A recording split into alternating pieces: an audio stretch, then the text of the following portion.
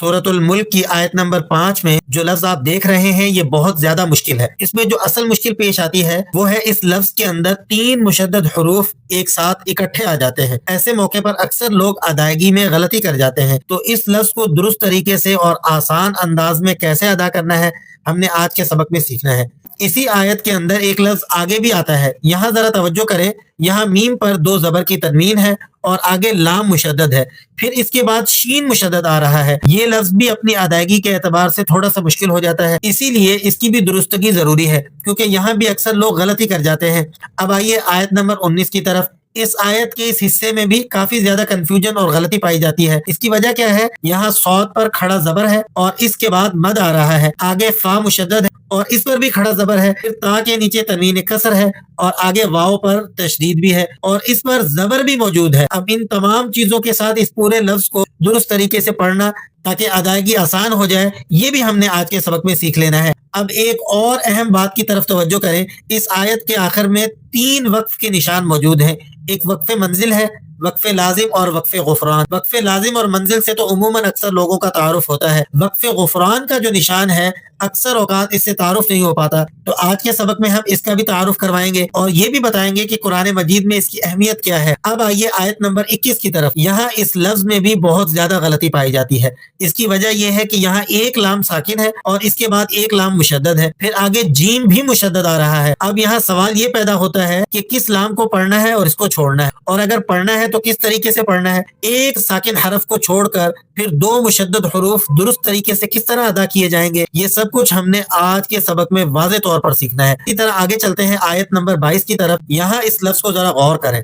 इस लफ्ज में 2 हा मौजूद है, एक पर जेर है और एक पर खड़ी जेर है। अक्सर यहाँ पर यह गलती होती है कि या तो एक हा पढ़ लिया जाता है और दूसरे को छोड़ दिया जाता है, या अगर दोनों को पढ़ा जाता है तो दोनों की पूरी और दुरुस्त अदायगी नहीं हो पाती। इन तमाम मुमकिन गलतियों को हमने आज के सबक में इकट्ठा कर लिया है। चूंकि सूरह मुल्क उमूमन हर मुसलमान पढ़ता है, तो इसमें जो मुमकिन गलतियां पाई जाती हैं उनकी इस्लाह हो जाए, इसलिए आपने इस सबक को शुरू से आखिर तक तवज्जो के साथ सुनना है। इंशाल्लाह इसके बाद सूरह मुल्क की तिलावत ज्यादा दुरुस्त, ज्यादा खूबसूरत और ज्यादा आसान हो जाएगी। आइए सबक को शुरू करते हैं। अऊज़ु बिल्लाहि मिनश शैतानिर रजीम, बिस्मिल्लाहिर रहमानिर रहीम। सूरतुल मुल्क आयत नंबर 5। किस तरह से ये लफ्ज पढ़ा जाएगा, जरा इसको ग्रामर के साथ और हिज्जों के साथ पढ़े। जा या जबर ज़ै, या नून जबर यन, नून सीन जबर नस, सीन जबर सा, वलक़द ज़य्यन्ना स। देखें यहाँ नून के बाद जो अलिफ है, दोनों इन दोनों को आपने गिरा देना है और नून को सीन से मिलाकर पढ़ेंगे। वजह इसकी यह है कि मुशद्दद हरफ ये अपने से पीछे वाले मुतहर्रिक हरफ से मिलकर पढ़ा जाता है। साकिन हुरूफ अगर दरमियान में आए तो वो गिर जाते हैं, तो यहाँ आपने नून को सीन से मिलाना है। वलक़द ज़य्यन्ना समाअ दुन्या, इतने हिस्से को दुरुस्त कर लिया। अब आगे देखिएगा, वजअलनाहा। अब ये जो लफ्ज है इसको ग्रामर से सुनिए। रा पेश रू, जीम वाओ पेश जू, रुजू, मीम लाम 2 जबर मल, लाम शीन जेर लिश, शीन जबर शा, रुजू मल लिश।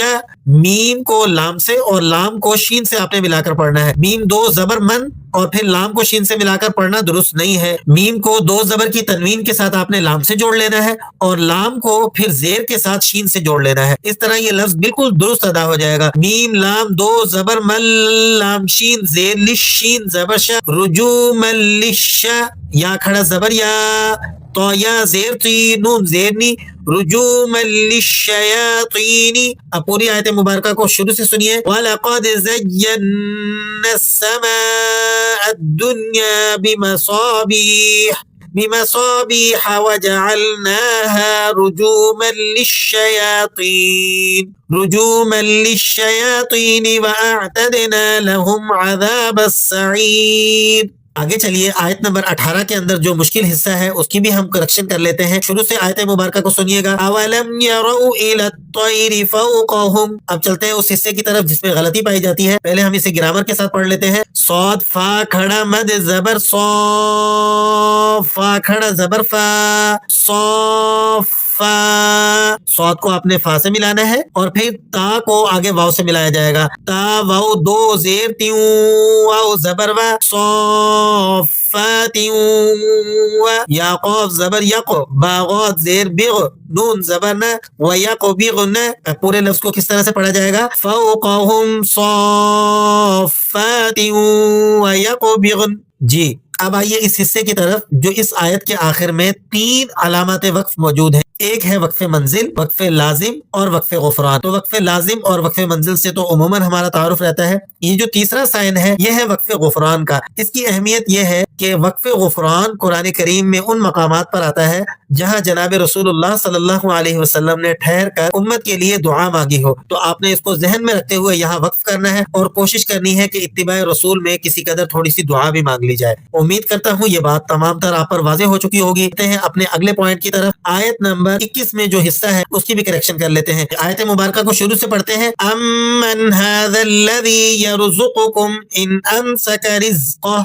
اب اس حصے کی کریکشن کرتے ہیں جس میں غلطی پائی جاتی ہے. با لام زبر بل لام جیم زبر لج جیم واو پیش جو بلجو.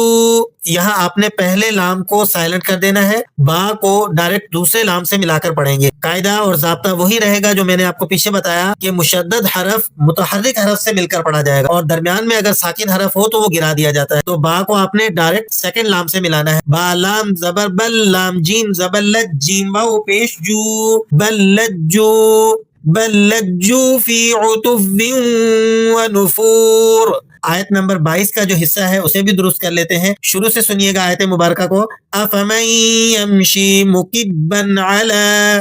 جی اگلا حصہ کیا ہے؟ عموماً یہاں غلطی کیا ہوتی ہے، ہم پہلے ذرا اس کو ہجے کر کے پڑھتے ہیں اور پھر آپ کو بتاتے ہیں کہ غلط طریقے سے اسے کس طرح سے پڑھ لیا جاتا ہے. واو جیم زبر وجہ ہا زیر ہی وجہ ہی ہا کھڑی زیر ہی وجہ ہی. یہاں عموماً کس طرح کا ساؤنڈ سننے کو مل جاتا ہے؟ وجہ ہی. بعض دفعہ دونوں ہا کو کھینچ دیا جاتا ہے. بعض پڑھتے ہیں وجہ ہی، ایک ہی ہا کو لمبا کر کے پڑھ دیتے ہیں، دوسری ہا کو پڑھتے ہی نہیں ہے. ان تمام باتوں کو چھوڑ کر آپ نے آج کے سبق کو سن کر اصلاح کر لینی ہے کہ یہاں دونوں ہا پڑھے جائیں گے. پہلی ہا کے نیچے جو زیر ہے اسے آپ نے بالکل نہیں کھینچنا کیونکہ زبر زیر پیش کی جو حرکات ہیں یہ بالکل نہیں کھینچی جاتی. سیکنڈ ہا کے نیچے جو کھڑی زیر ہے اسے آپ نے ایک الف کے برابر کھینچنا ہوتا ہے. لیکن یہاں چونکہ اس کے اوپر مد بھی موجود ہے اس لیے آپ یہاں ذرا اس کو لمبا کریں گے اور 3-4 حرکات کے برابر اسے کھینچ کر پڑھیں گے. اب سنیے گا کس طرح سے پڑھا جائے گا. افمن یمشی مکبا علی وجہہ اہدی امن یمشی سویا علی صراط مستقیم. یہ سورہ ملک کے 5-6 مشکل ترین مقامات ہیں جن کی اندر ممکنہ غلطیوں کی آج کے سبق میں ہم نے اصلاح کروائی ہے. اللہ کریم اپنی بارگاہ میں اس کاوش کو